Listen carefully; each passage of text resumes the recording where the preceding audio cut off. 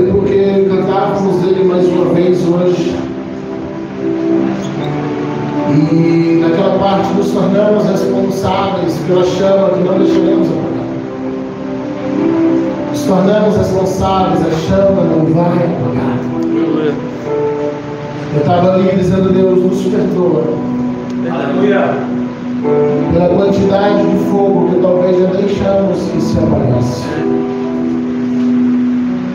Nos perdoa pela quantidade de fogo que talvez já não é mais a mesma.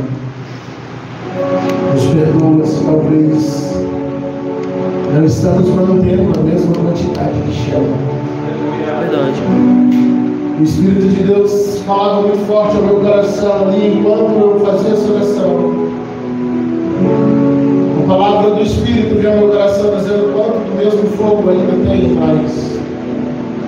Quanto da mesma paixão. Os cultos que fazíamos às vezes com 10 pessoas, com 13 pessoas, que foi o nosso público inicial.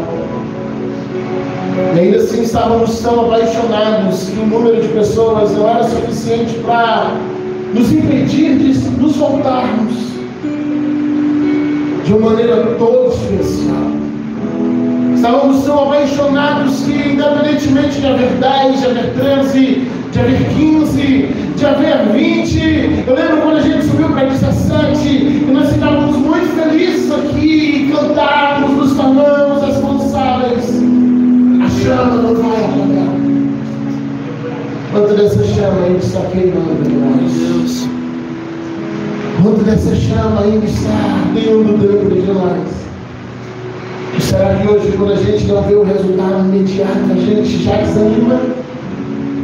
Será que hoje, quando a gente não vê o culto tá tão cheio quanto a gente queria, a gente já não está deixando de prestar o culto da forma como deveríamos?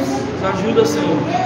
A chama precisa continuar acesa. Aleluia! Em nome de Jesus. O fogo precisa continuar acesa. Se continuarmos olhando para Ele, o fogo nos olhos dele vai nos manter acendidos.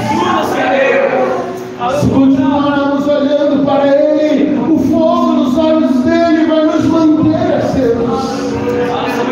O fogo nos olhos dele vai nos manter queimando. O fogo só se apaga quando a gente para de olhar para Ele. Mas quando olhamos nos seus olhos, somos incendiados. Então feche os seus olhos agora, tente olhar com os olhos espirituais dos olhos de Jesus. Adoramos, Senhor. Feche os seus olhos agora e tente olhar com os seus olhos espirituais nos olhos da graça. Tente olhar com os olhos espirituais nos olhos dele agora. Incendemos de novo, Jesus. Com mesma paixão, com mesmo fogo, com mesmo amor, com mesma chama. Sim, faz de novo. Oh, Jesus.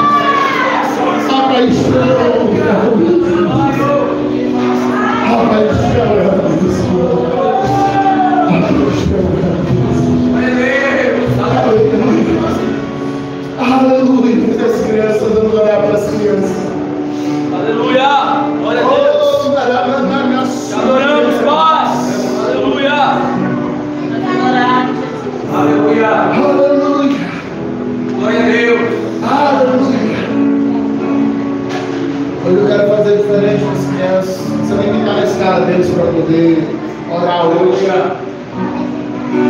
Gedael, eu vou te dar uma incumbência bem mais forte. Mais que orar pela salinha, eu quero que você bote o microfone e vocês juntos. A gente vai levantar um clamor pelo Enzo. O irmão Leandro, a irmã Aline, eles estão aqui, eles estão com o Enzo internado já, passando de uma semana agora. E nós temos mantido contato com eles, as crianças sempre mandam mensagem ali do Enzo. E nós queremos levantar um clamor juntamente com as crianças pela vida do Enzo. Eles estavam muito animados para ter alta ontem, ele não teve. É adiado por mais 3 dias. Ainda há uma alteraçãozinha que Deus precisa tocar. Amém? Nós vamos estar clamando por eles, para que Deus venha visitar o Enzo lá no hospital também, em nome de Jesus. Amém? Amém. Pai Senhor. Amém. Jesus, conhece o que está lá no hospital. Desde que ele saiu de lá bem rápido. Desde que todos os exames tenham os resultados todos certos. Guarde ele lá, guarde os pais dele e o cure bem rápido. Em nome de Jesus, amém. Deus abençoe, levando paz. Vamos essa linha lá para o nome de Jesus. Deus abençoe grandemente.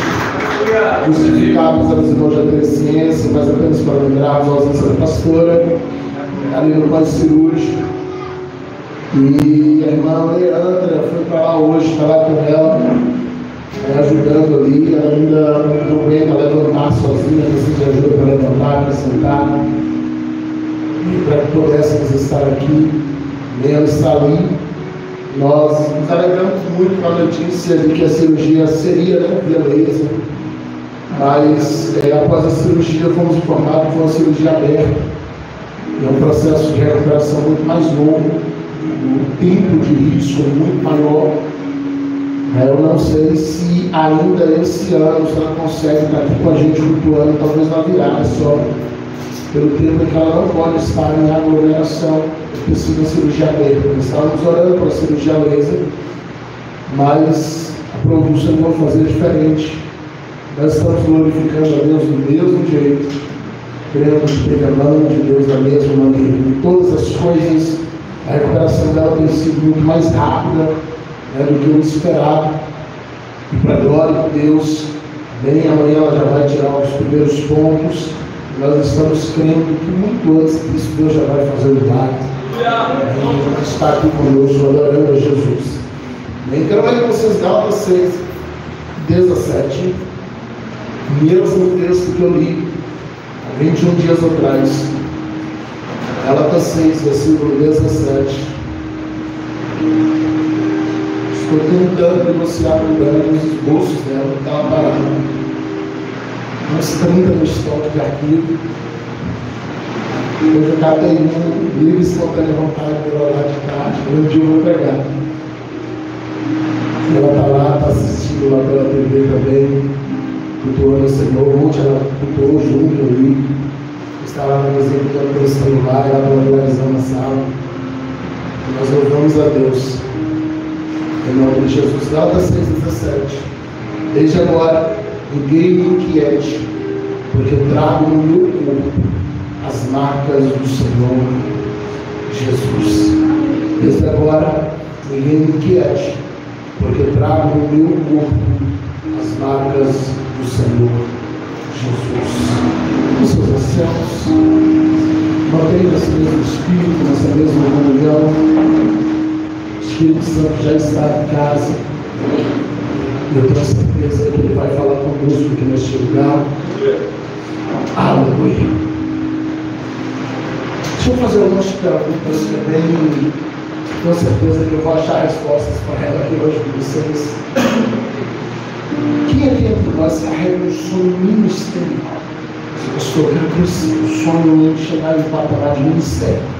O que é esse sonho? Ministério, o seu chamado.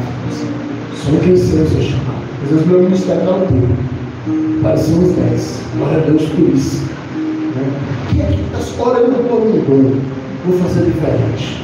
Orando por um dom. Ou desejando. Às vezes fala que está orando, está só desejando.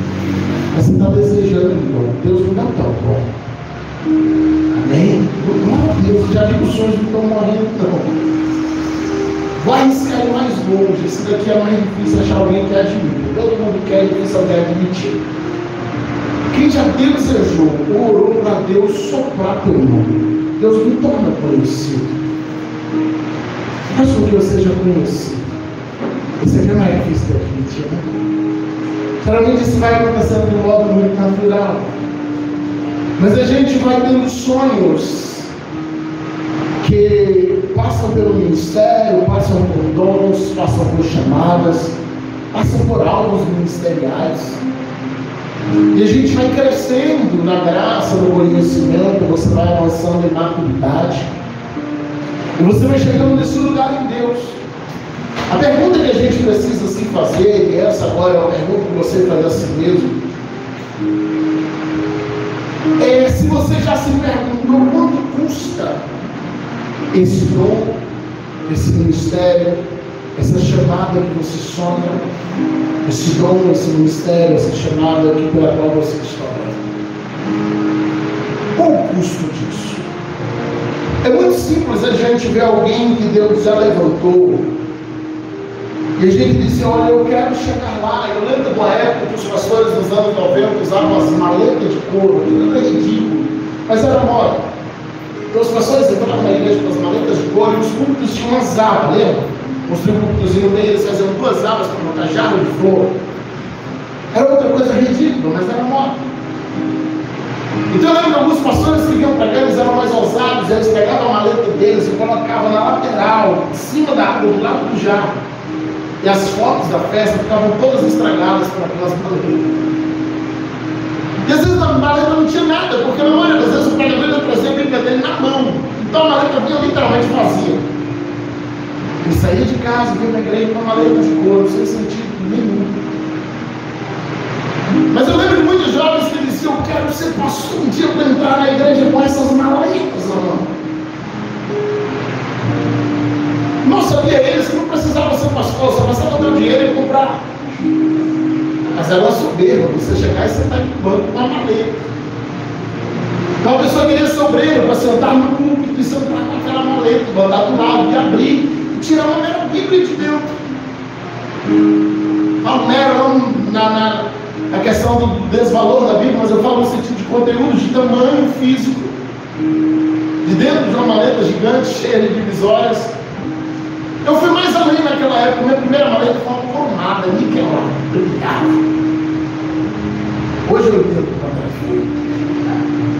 Mas na época aquilo era um sucesso. Então, a época eu estava na moda e estava na frente dos meus irmãos.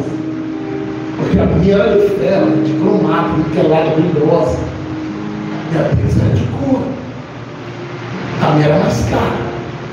Aquele tempo foi R$109, acho que hoje seria quase uns 600 comparado a preço de salário mínimo. Trabalhei muito para pagar aquilo, de à vista. Eu joguei por meses. Mas a verdade é que o ministério ele vai muito além daquilo que a gente só vê no palco, daquilo que a gente só vê exposto. Eu lembro quando surgiu o DVD do Lázaro e todo mundo admirou isso. Ele gravou um DVD e estourou. E Lázaro falava, eu tenho mais uns 3 DVDs que nem eu tenho mais. Quando saiu o DVD do Thales, lembra disso? Há uns 8 anos atrás, 8, 9 anos atrás, 2011, 2010 para 2011, não tem mais, tinha 8, 9 anos. E a gente disse, uau, o Thales estourou. Só que o Thales já tinha um outro DVD antes daquele, que até hoje, se você precisar, dá dificuldade de achar na internet. E a gente vai vendo muito o resultado a partir do ponto em que estoura, a partir do ponto em que Deus sopra, a partir do ponto que Deus faz. Mas a gente não consegue ver o preço que alguém passa antes de chegar ali. Foi sobre isso que eu falei um pouco na minha última mensagem aqui. Eu lembro do Marco Feliciano quando pregou um sonho de José em 2002, e foi a mensagem que trouxe ele à fama da noite para o dia. Pelo menos era assim que a gente acreditava. 2001, o sonho de José. 2002, ele pregou o tempo de provação. 2 mensagens que eu acho que a memória dos reis de 2001. Não naquele nível. Você nunca assistiu o tempo de provação, assista. De 2002, essa mensagem. Essa é uma mensagem que é atemporal, fora da curva, fora da rocha. E todo mundo dizia no sonho de Josué em 2002 que esse menino que estourou agora, vai crescer aí com cabelo ruimzinho e desconhecido. Então um dia ele resolve, mais ou menos 2005, 2006, contar a sua história. E ele diz: olha, eu estou há mais ou menos uns 15 anos indo para congresso, com fita cassete, tentando fazer o meu ouvir minha filha, entregando na mão dos pastores e ninguém escuta. Até um dia o Cecílio estava aqui, resolveu ouvir a fita. Ele disse: você vai pregar no congresso. E ele pregou uma mensagem e estourou no Brasil. Dali em diante era um pastor, felicidade. Mas tinha 15 anos indo para o congresso e apresentando a fitinha. Eu falo: escuta, por favor, eu falei: bem, me dá uma chance. Deus falou que vai me levantar. Mas essa é a parte que a gente não conta. Essa é a parte que a gente não olha em conta, porque a gente sonha com um dia. E eu lembro a gente muito menino, muito novo. Vocês não são da geração de leões? Vocês já viram a geração Luciano Subirá, Luiz Hermínio, essa galera mais pra cá? Eles são do mesmo tempo, porém paralelo em uma pegada diferente, num ambiente diferente. Eu lembro que a gente assistia lá atrás, 2002, 2003, tudo menino, 15, 16 anos, e a gente dizia: um dia Deus vai falar com vocês. O telefone vai tocar e vai ser ele dizendo: Deus mandou te chamar para pregar no congresso. A gente, tudo moleque, sonhando com essa ideia, e nós não sabíamos pregar, nós já tínhamos um sonho, uma ideia. Víamos os grandes pregadores e achávamos que foi assim que aconteceu na vida deles. Sabe, queridos, os dons são repartidos por Deus gratuitamente, abrindo isso no Espírito que reparte. Mas há um preço de preparação para aquilo que a gente sonha chegar. Há um preço de maturidade, ou para a maturidade, a fim de que a gente possa receber aquilo que a gente está pedindo para Deus. Há um preço de quebrantamento, para que a gente passe do patamar de menino para o patamar de adultos espirituais. Eu gosto da chamada de Samuel, porque a Bíblia diz: antes que a luz do templo se apagasse, Deus falou com Samuel. Era só um menino ouvindo a voz de Deus, mas na sequência a lamparina apaga. Imagina o Samuel ouvindo a profecia da vida dele. Deus está dizendo: olha, eu vou destruir a casa de Eli, eu vou acabar com Eli, eu vou matar os filhos de Eli, eu vou te levantar no lugar dele como profeta, como juiz, como sacerdote. Meu irmão, Deus estava pegando um menino e jogando lá em cima. Se Samuel levanta naquela hora para entregar a profecia, ele matava Eli do coração. Mas a luz apaga, a lamparina apagada, não dava para reacender de noite. Era um tempo sem energia. Ele deu a noite inteira para dormir, e acredite, Samuel não dormiu. Eu creio. Se você ouvisse Deus falar daquele jeito, eu não dormiria. Ele tem uma noite para pensar. Ele tem uma noite para amadurecer. Quando chega pela manhã, ele carrega uma profecia grandiosa, mas a Bíblia diz: ele procurava Samuel, e Samuel se esquivava dele, a ponto de ele ter que ameaçá-lo, e a Bíblia diz que ele temia contar a profecia para ele. Porque o menino que dormiu, o menino, ele acorda um profeta maduro. Ele levou a noite para Deus tratar com ele. Só que naquela ocasião Deus tinha pressa em apressar, em tratar e amadurecer o menino. Nos nossos dias, Deus não trabalha nessa pressa. Deus está nos tratando aos poucos, nos dando tempo para que a gente amadureça, para que a gente alcance a maturidade suficiente para alcançar aquilo que Deus tem nos dado. Um carro é bênção, amém? Eu não aqui que ele ganhou um carro aqui. Mas se o seu menino, o seu filho ganhar um carro, você deixa ele dirigir. Porque na mão dele é problema, na mão dele é maldição. A mesma coisa são os dons espirituais. Os dons espirituais são bênção para a edificação da igreja. Mas se nós recebermos esses dons, como muitos infelizmente têm recebido, sendo meninos espirituais, eles destroem a igreja com os dons de Deus. Eles levam a igreja para longe de Deus usando os dons que Deus deu. E eles desvirtuam o chamado. Então hoje eu quero falar justamente sobre cicatrizes. Deixa eu ver outra imagem aí. Sobre algumas cicatrizes que a gente carrega, que vem para talvez nos fazer repensar o nosso ministério, mas ao mesmo tempo são as cicatrizes que nos aprovam. São as cicatrizes que a gente carrega e alguém vai dizer assim: olha, está passando por aquilo, como dizia o que Lázaro dizer, alguém questionou: se está crente não porque tu nessa dor, se está crente não porque tu passa prova. E ele está dizendo: não, mas é porque o deserto é a escola de Deus. O deserto é o lugar onde Deus me traz.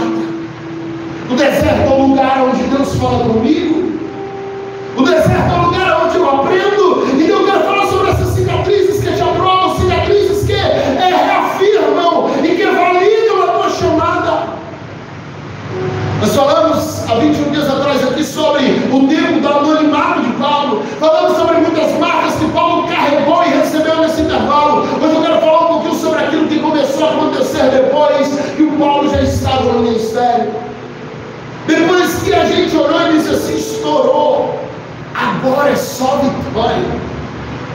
Meu pai deu uma raiva assim: agora é só vitória, agora é só vitória. Nunca é assim. Sempre vem outra prova, sempre acontece alguma coisa de novo.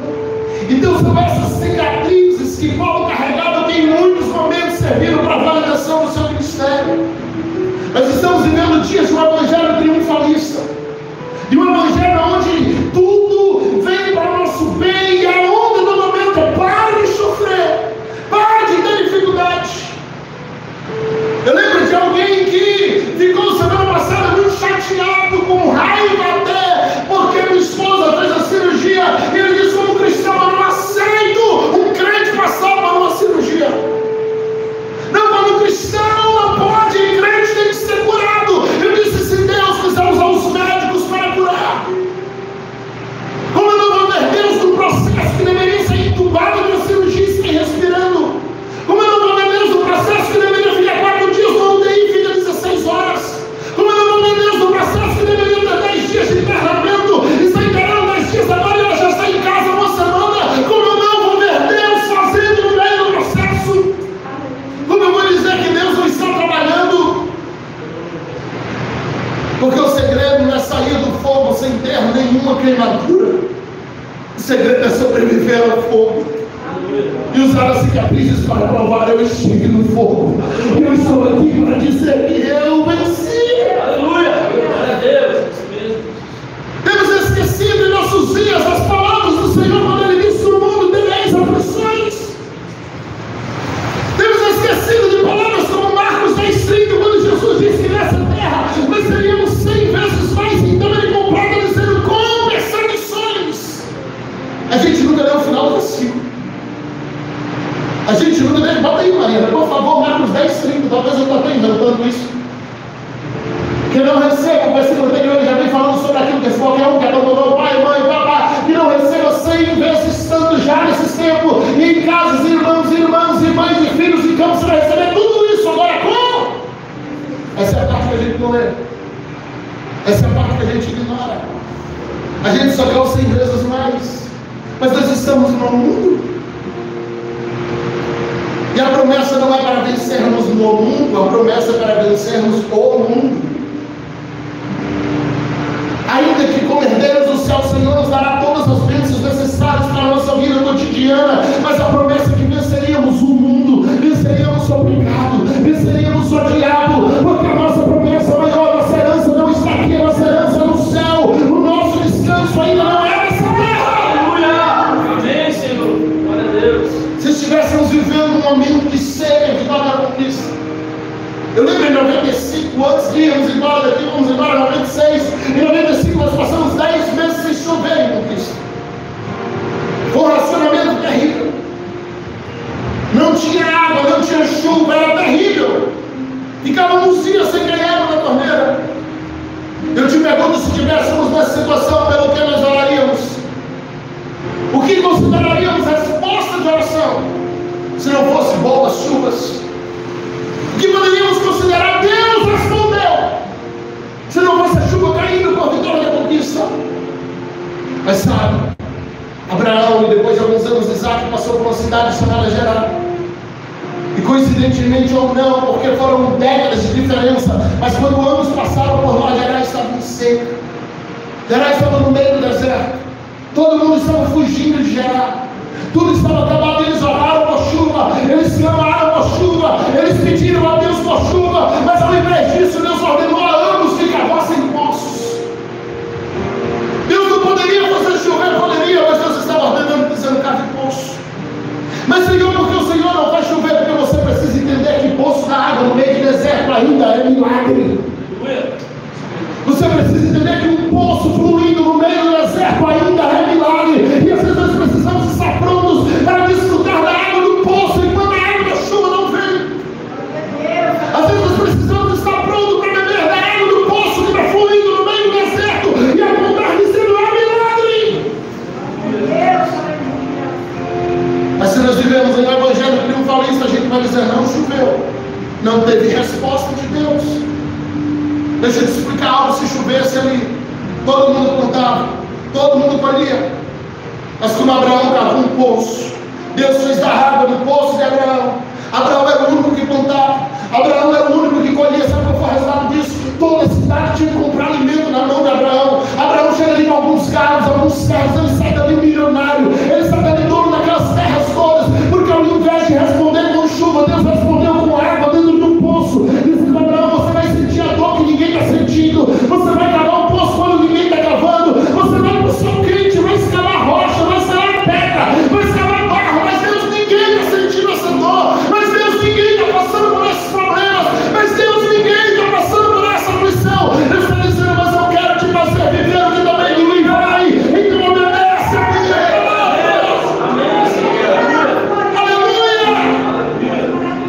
Aleluia!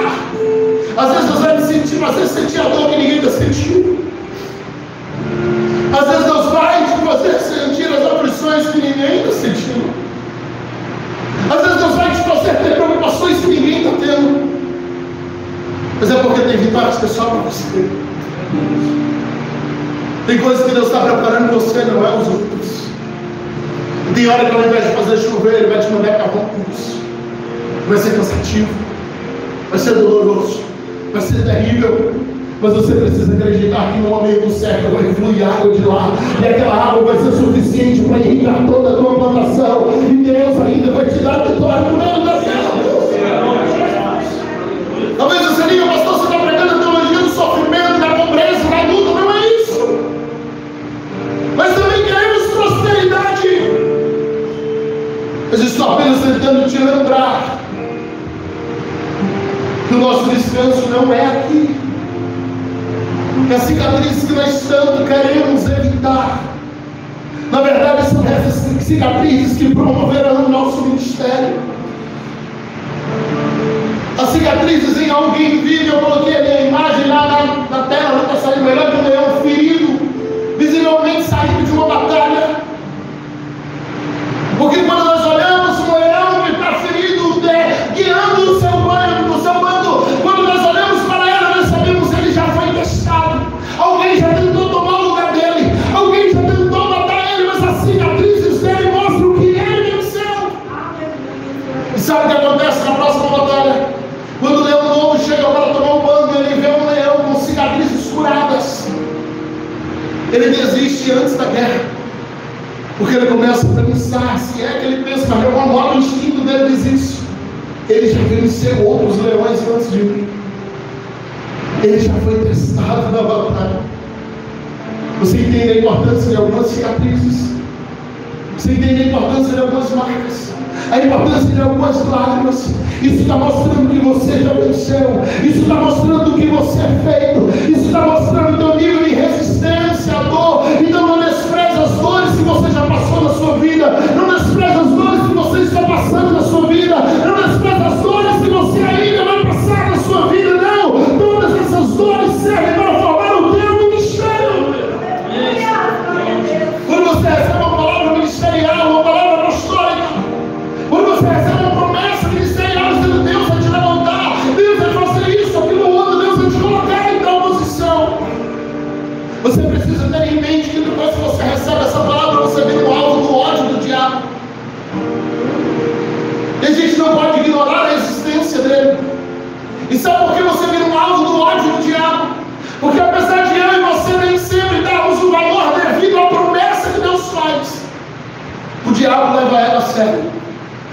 Quando Deus diz: eu vou te levantar, você esquece, você ignora, você desacredita. Mas na visão do inimigo você passa a ser uma ameaça.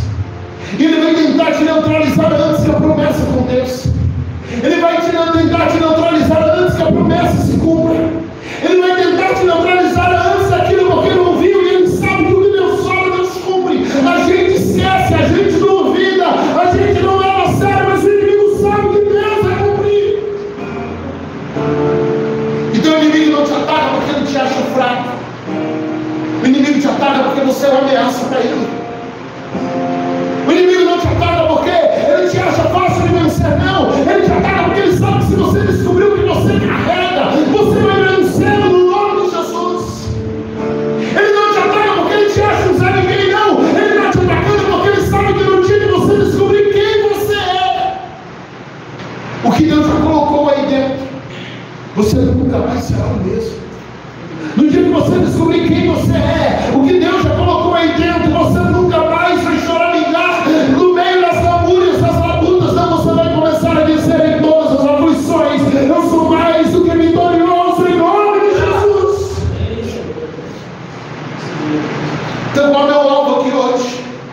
é que você entenda o medo que o diabo tem de você, de mim, pastor, de você, que chora, que reclama, que acha que nunca vai chegar a lugar nenhum. Quero que você entenda que por trás de cada ataque do inimigo há um medo dele de que você vença, e que você compreenda e saia do lugar de vítima, do lugar de sofredor, do lugar de lágrimas, e comece a contra-atacar. Eu tenho certeza que cada um aqui já carrega uma palavra, e cada um aqui já carrega uma promessa, e o mundo espiritual já te vê como se você já estivesse vivendo o cumprimento dessa promessa. Se Deus disse que te levantar como um pastor, como um cantor, como um missionário, como evangelista, o mundo espiritual já te enxerga assim. E é nesse nível que o mundo espiritual te ataca, porque ele já te enxerga no cumprimento da promessa. Então chegou a hora de entendermos o processo e nos levantarmos no meio do processo. As lutas não podem nos parar, elas têm que nos potencializar. As lutas não podem nos parar, elas precisam nos jogar para cima. É o fogo de Deus que vai nos aprovar, é o fogo de Deus que vai nos alinhar, porque quando você está alinhado com Deus, o fogo não te mata, o fogo te promove. Precisamos entender que o nível de unção que você almeja, o nível de ministério que você deseja, carrega consigo um nível de guerra que pode ser mais alto ou mais baixo, a depender de onde você quer chegar. Não há ascensão ministerial sem luta. Não há promoção ministerial sem renúncia. Nós sempre seremos convidados a abrir mão de alguma coisa. Deixa eu ver, por favor. Sempre seremos convidados a abrir mão de alguma coisa. Não há como nós subirmos degraus sem renunciarmos a alguma coisa. Toda chamada gera dores. Toda chamada gera em nós algumas lágrimas. Toda chamada gera em nós algumas lutas. Toda nova unção é precedida de desertos. Qual é o meu convite para você nesse culto que já está quase encerrando? Para de ter medo do deserto.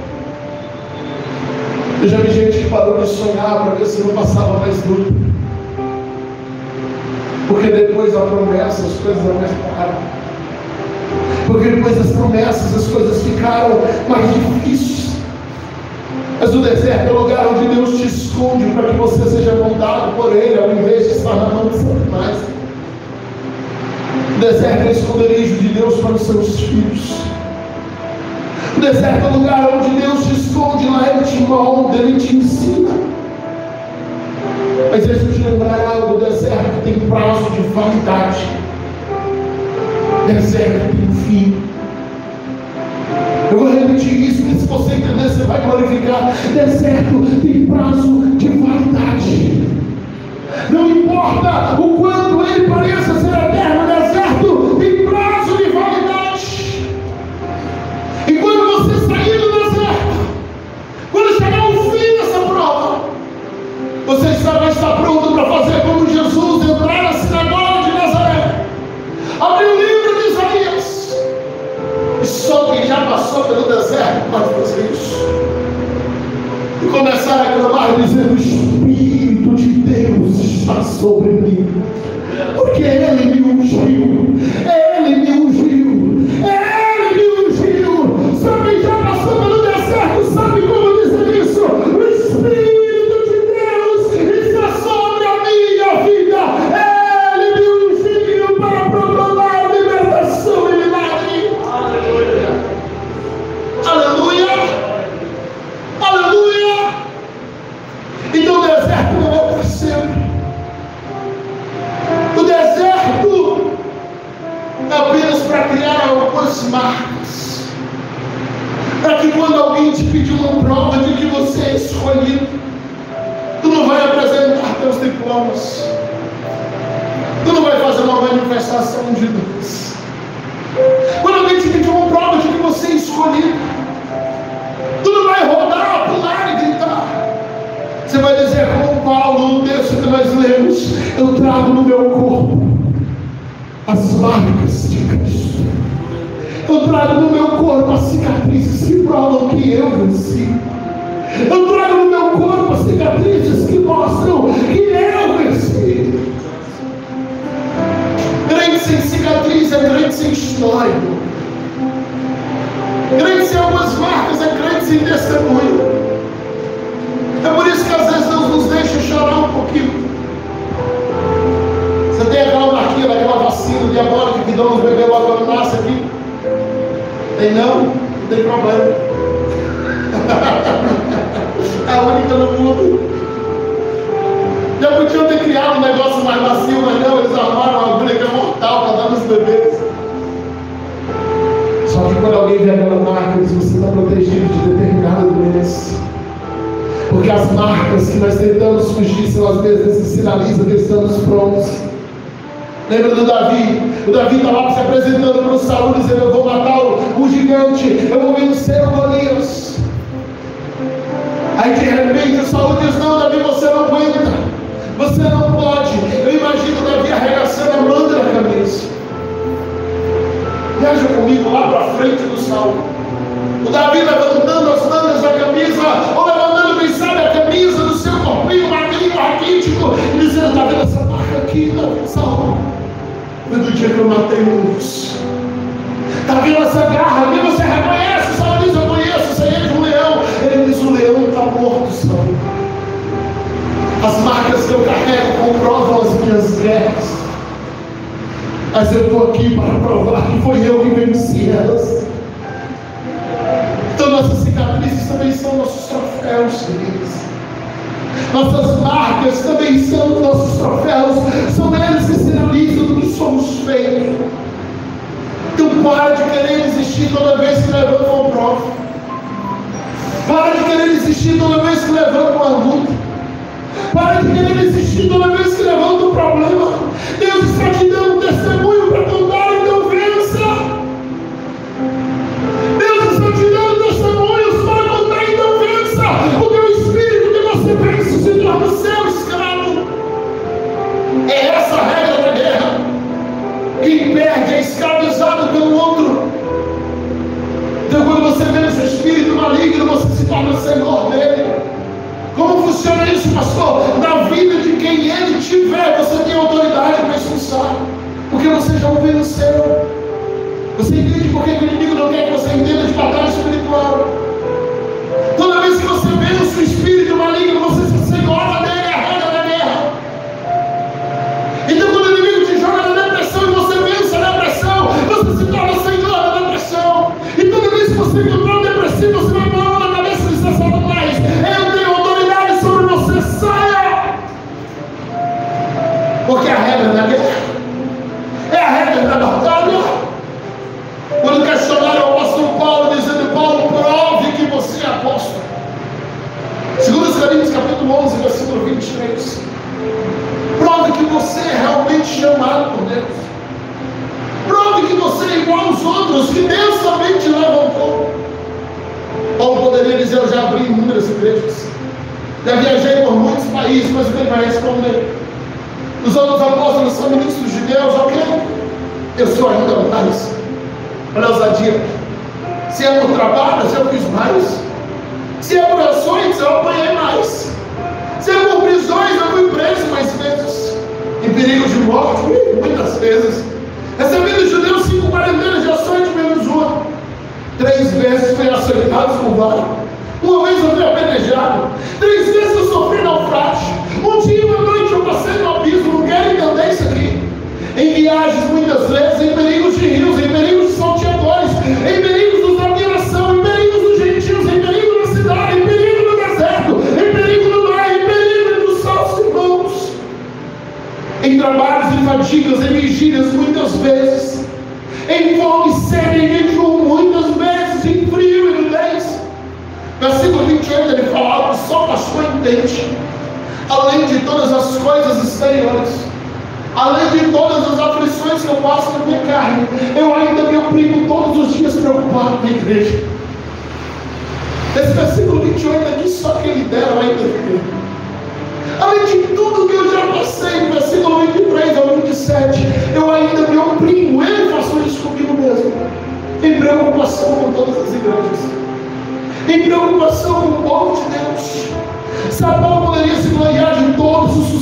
seu ministério, mas ele escolhe se gloriar das suas cicatrizes. Ele poderia se gloriar de tudo que ele fez para Deus, mas quer se gloriar de alguma coisa. Se glorie no seu testemunho, se glorie nas marcas que você carrega, se glorie nas batalhas que você venceu.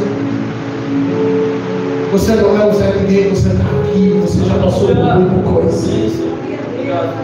O inimigo trabalha todos os dias para dizer que você não é ninguém. Deus te trouxe aqui hoje para te lembrar de tudo que você já venceu. De todas as vezes que você disse: Senhor, dessa vez não dá, dessa vez eu não sobrevivo. É dessas cicatrizes que você precisa se lembrar agora e começar a dizer ao diabo: eu já te venci antes, porque são elas que comprovam que sou eu em Deus. No versículo 30, Paulo vai dizer: se convém me gloriar em alguma coisa, eu vou me gloriar de todas as minhas fraquezas. O texto de Gálatas 6,17 que lemos no início, ele está dizendo: então ninguém me combate mais, porque eu já estou comprovando com as cicatrizes que eu tenho as marcas de Jesus.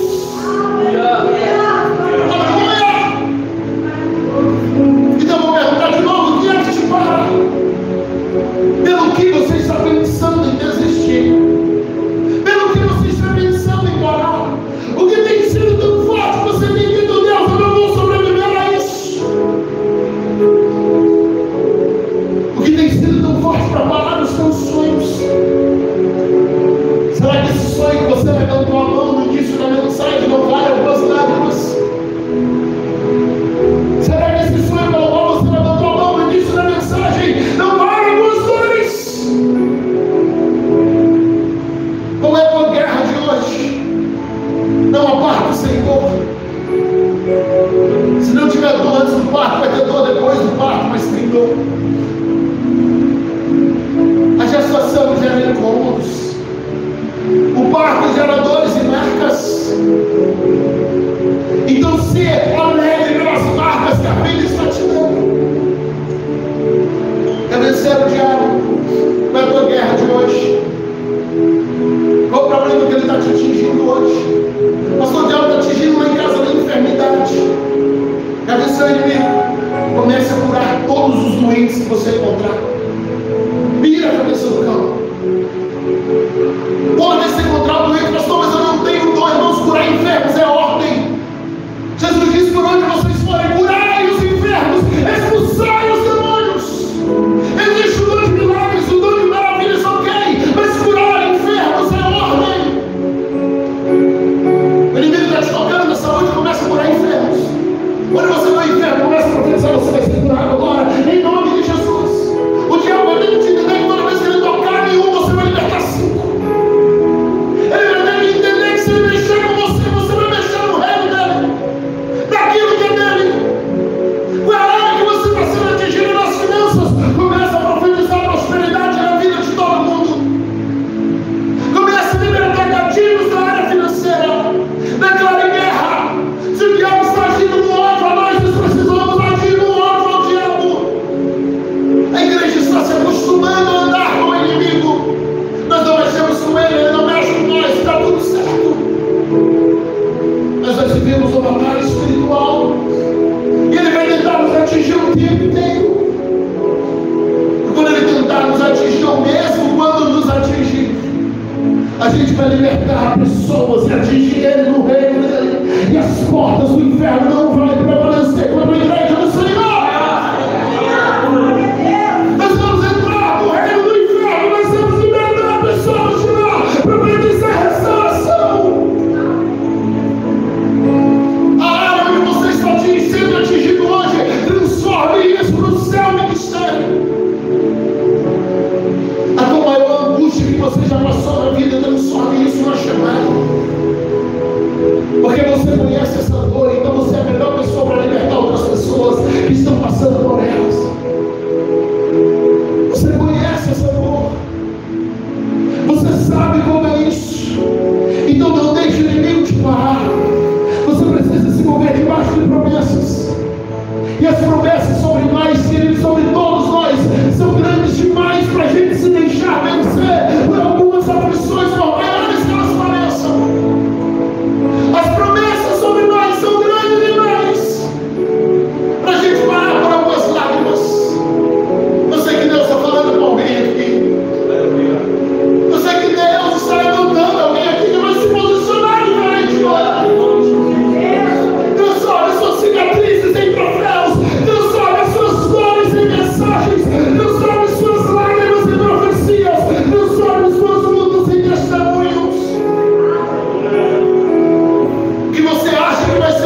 fim, é o início de um novo tempo.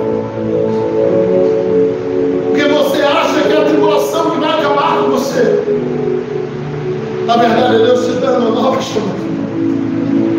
É Deus ativando um novo ministério. É a chegada de uma nova unção. Deus está escrevendo um tempo novo para nós.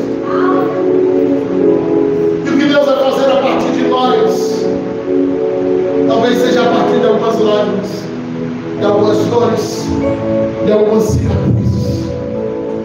As cicatrizes não revelam as lutas que eu perdi, elas revelam as lutas que eu venci. Então, a mensagem a partir de hoje é eu venci.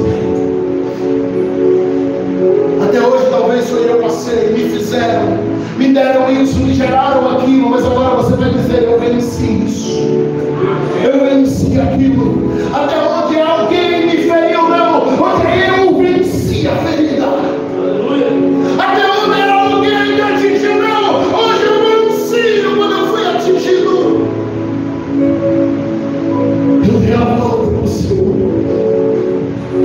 E quando saímos do deserto, como Jesus saiu, a gente vai dizer: o Espírito de Deus está sobre mim. E Ele me ungiu para quê? Para curar pessoas que vão passar pelas mesmas dores que eu já passei. Para curar pessoas que vão passar pelos mesmos problemas que eu enfrentei. Para curar pessoas que vão passar pelas mesmas situações que eu já passei. Se você pega a história do Mevan, uma das casas que mais promovem na maternidade hoje no Brasil, Mevan é aberto por 3 pastores, 3 órfãos, 2 deles de pais vivos, que apesar de vivos eram mortos para as drogas. E hoje eles estão lá transformando feridas em cura, gerando paternidade para pessoas quando eles não receberam. Sabe o que é mais legal? O pai, o apóstolo Luiz Hermínio, o pastor Ulisses, o pastor Júnior, os 3 irmãos que abriram o Mevan, hoje congrega com eles e eles exercem paternidade sobre o pai. Hoje eles estão lá curando os traumas do pai, curando as feridas do pai, porque o pai não deu paternidade porque também não tinha recebido. Você entende onde Deus quer te levantar? Quando você sai do lugar da vítima, você diz: eu vou para o lugar de alguém vitorioso. Uma lágrima no canto do olho, uma tristeza guardada no coração. Quantos dias a gente sorri para as pessoas com a lágrima escondida? Quantas vezes a gente chega aqui com um sorriso no rosto, tendo passado a tarde aqui gritando com Deus? Como escola para siglo XXI, além de todas as aflições, ainda guardamos a preocupação com a igreja. Nós escolhemos, decidimos, ao invés de falar de feridas, falarmos de cicatrizes. Porque cicatrizes são feridas curadas. Cicatrizes são feridas que não doem mais. A marca está lá para testemunho. A marca está lá para dizer: nós vencemos. Doeu. Alguém vai dizer: foi de repente, do nada. Tinha 200 filhos, mas do nada um estourou. Alguém ainda vai falar isso? Importância não. Porque o de repente de Deus normalmente é precedido de um processo. De repente de Deus normalmente é precedido de um processo. A gente vê o Elias no alto do monte, ele está na minha palavra, não vai chover. Isso é no capítulo 18, capítulo 19, Elias se entrega no monte, e ele fica orando a noite inteira, desesperado, dizendo: Deus, por favor, honra o que eu falei lá na loucura. Deixa eu passar vergonha, não. A gente só diz: ele ordenou, e Deus fez. Mas por trás do de repente sempre há um processo. Por trás daquele minuto de oração pública que Deus fez milagre, como vai fazer ainda hoje aqui. Tem algumas horas de orações que ninguém viu. Por trás daquela 1 hora de mensagem de Deus te usou ou vai te usar um dia, e aquela mensagem vai alcançar as nações. Tem dezenas de horas de leitura bíblica, de oração, de jejum que ninguém vai ver, que ninguém viu e vai continuar sem ver. Por trás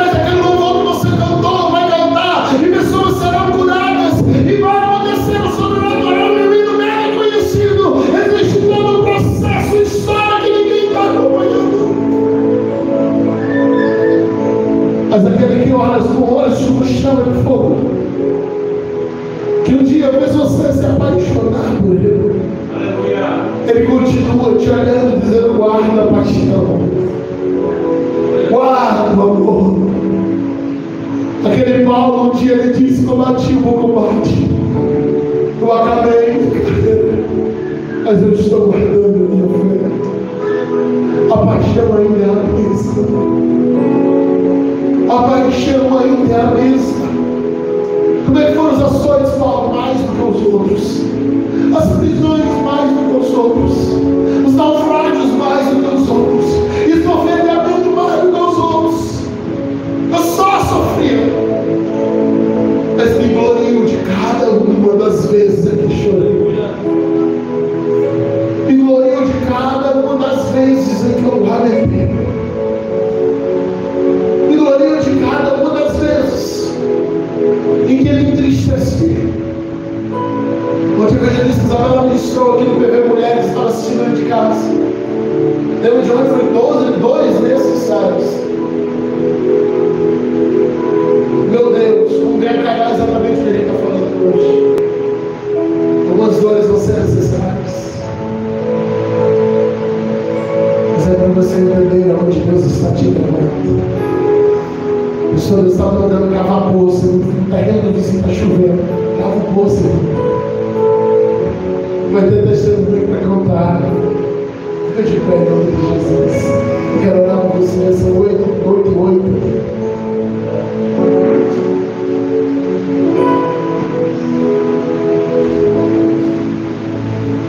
Se alguém aqui sentir enfermidades, dores, eu quero liberar a cura sobre a sua vida em nome de Jesus. Estou cheio com dor de cabeça, estou sentindo dores, pressão da alta, da baixa, está desequilibrado, diabetes, esses dias está desorganizado. Em nome de Jesus, seja curado. Se a enfermidade te oprimindo, em nome de Jesus, seja liberto. Todo espírito de enfermidade seja liberto agora em nome de Jesus. Sejam curados agora em nome de Jesus. Em nome de Jesus, em nome de Jesus. Fale com Deus agora. Você não vai falar mais como vítima, mas você vai agradecer por algumas lágrimas, por algumas coisas que saíram do seu controle, por algumas coisas que não aconteceram do jeito que você queria. Você vai agradecer porque no meio dessas aflições Deus te deu testemunho. No meio dessas aflições Deus te deu testemunho. No meio dessas aflições Deus te deu uma história para